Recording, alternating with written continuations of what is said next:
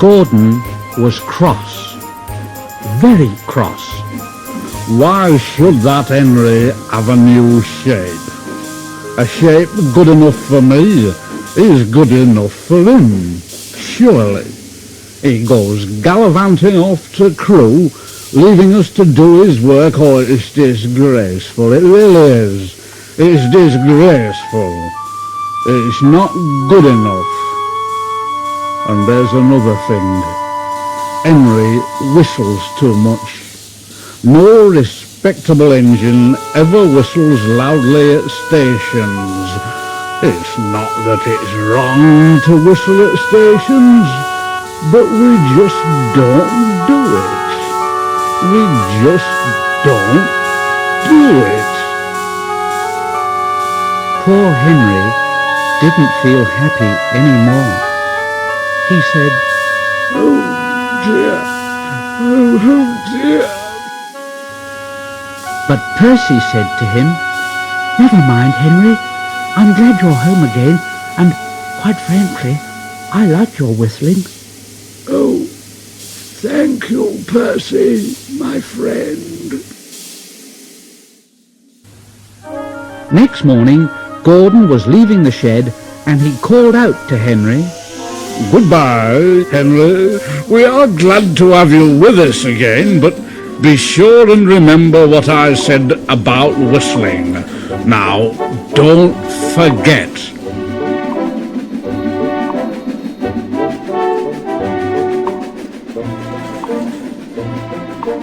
Later on, Henry took a slow train and presently stopped at Edward Station.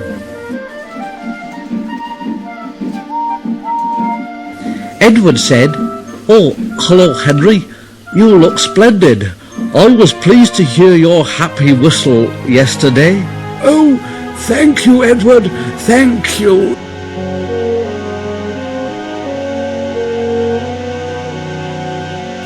"Can you hear something?" Edward listened, and far away, but getting louder and louder, was the sound of an engine's whistle.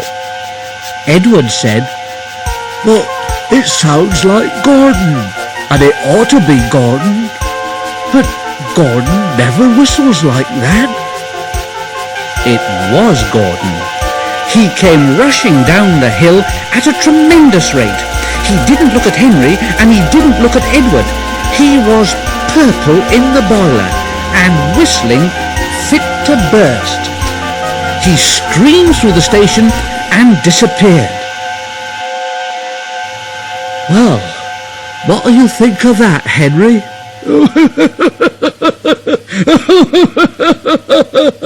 It isn't wrong to whistle, you see, but we just don't do it, eh?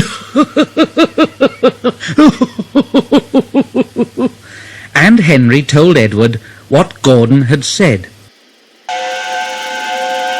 Meanwhile, Gordon screeched along the line. People came out of their houses. Sirens started. 5 fire brigades got ready to go out. Horses upset their carts. And old ladies dropped their parcels.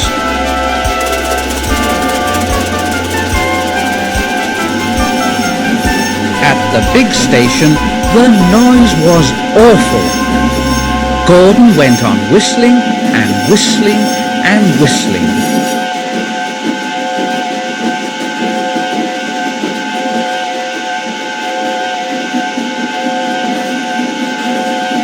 Porters and passengers held their ears.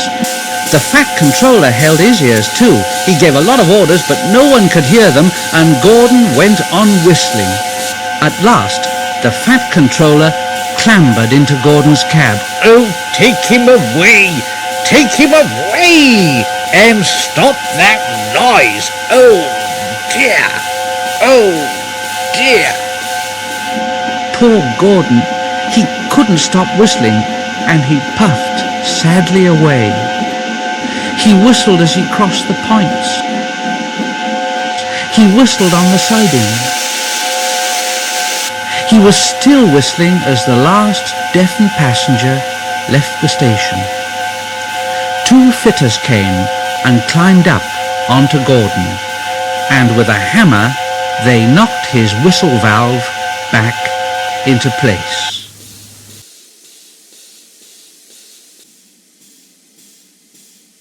And there was silence.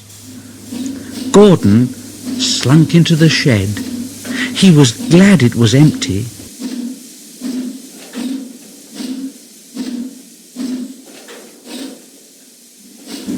The others came in later, and Henry said quietly, and to no one in particular, It isn't wrong, you know, but we just don't do it. No one mentioned whistles.